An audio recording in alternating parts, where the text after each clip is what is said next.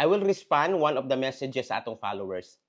Actually, yung kondo ko po ang ipabebenta ko sana. So, gusto niya ipabaligya ang ihang kondo. And there are also certain messages sa nako nga lain na itong mga followers, kung dili ipabaligya, ipa-assume. Again, guys, I would like to remind you for 2025, para nindot ang atong investment, not all condominium are good for investment. Ha? Dili tanang condominium nindot for investment. There are three things nga dapat nimo hunahuna before ka mo invest og condominium. It may be short-term or long-term rental ang imong gusto. Una, don't rely too much on your agent. All the information, ayog rely.